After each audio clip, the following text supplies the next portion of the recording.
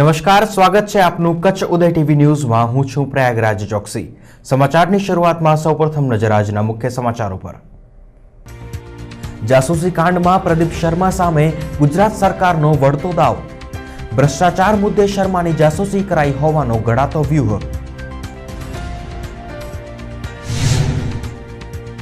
આમ આદમી પાર્ટીને કચ્છમાં મળ્યો પ્રચંડ પ્રતિસાદ। માત્ર 2 જ કલાકમાં 1000 લોકો કાર્યકર બન્યા। અગ્રણી તબીબો, વકીલોને સામાજિક કાર્યકરો પણ જોડાયા।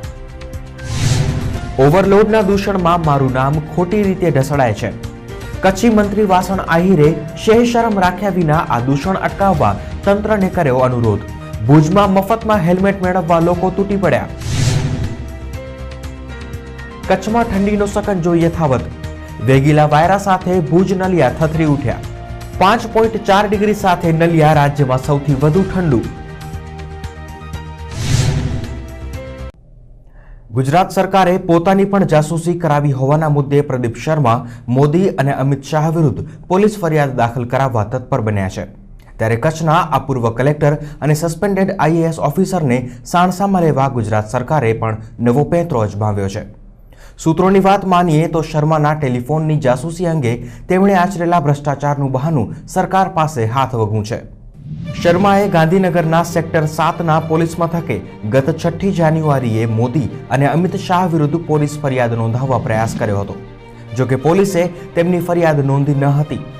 સુપ્રીમ કોર્ટના નીતિ નિયમો ટાંકીને શર્માએ 7 દિવસમાં ફરિયાદ દાખલ ના થાય તો કોર્ટનો આશ્રય લેવાની ચીમકી આપી હતી।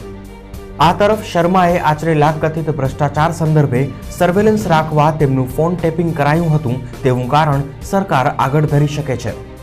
ગાંધીનગર સ્થિત સૂત્રોની વાત માનીએ તો આ બહાનાને હાથ વગું કરી ગૃહ વિભાગે પોલીસને શર્માની ફરિયાદ ના નોંધવા સૂચના આપી છે। જો શર્મા કોર્ટનો આશ્રય લે તો ત્યાં પણ આ દલીલ કરવાની રણનીતિ ઘડાઈ છે। ઉલ્લેખનીય છે કે જેની જાસૂસી થઈ હતી તે યુવતી ભુજની વતની છે। શર્માના કચ્છ કલેક્ટરના કાર્યકાળ દરમિયાન તે શર્માના પરિચયમાં આવી હતી। 1984 બેચના IAS પ્રદીપ શર્મા વિરુદ્ધ ભુજ જથ્થાબંધ જમીન કૌભાંડ અંતર્ગત FIR નોંધાઈ હતી।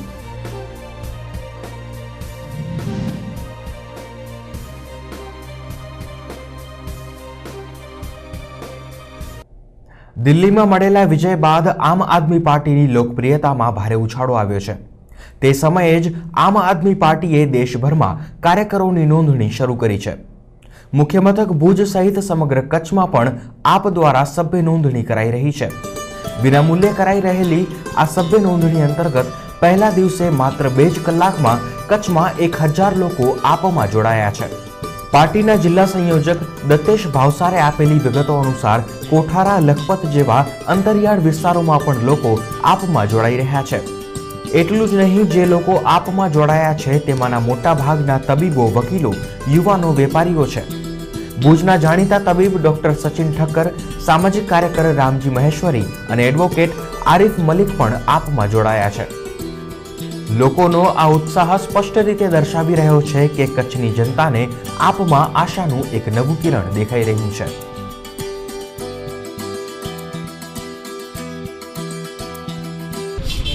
ભુજમાં અલગ અલગ 5 જગ્યાએ સભ્ય નોંધણી ચાલુ છે। એનામાં એક ટીમ અમારી ભીડ વિસ્તારમાં છે, એક ટીમ હોસ્પિટલ રોડ ઉપર છે, એક ટીમ હમીસર તળાવ પાસે છે, એક ટીમ અનમ રિંગ રોડ છે અને એક ટીમ અહીંયા બસ સ્ટેશન ખાતે બેસેલી છે।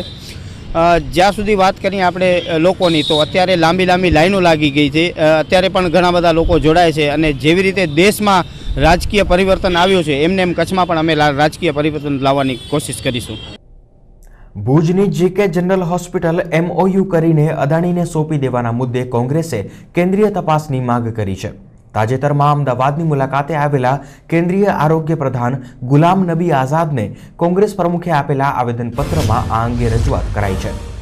પ્રદેશ પ્રમુખ અર્જુન મોઢવાડિયાએ આરોપ કર્યો છે કે ભુજની GK જનરલ હોસ્પિટલ સહિત રાજ્યની 6 સરકારી હોસ્પિટલ્સનું સરકારે ખાનગીકરણ કરી નાખ્યું છે। વડાપ્રધાન રાહત ફંડના 350 કરોડમાંથી નિર્માણ પામેલી GK જનરલ હોસ્પિટલ અદાણીને સોંપાઈ તે મુદ્દે સઘન તપાસ કરવા મોઢવાડિયાએ રજૂઆત કરી છે। અમદાવાદની સિવિલ હોસ્પિટલ માટે કેન્દ્ર સરકારે ફાળવેલા 1 કરોડ રૂપિયાની ગ્રાન્ટનો ગુજરાત સરકારે દુરુપયોગ કર્યો હોવાનો પણ મોઢવાડિયાએ આરોપ કર્યો છે।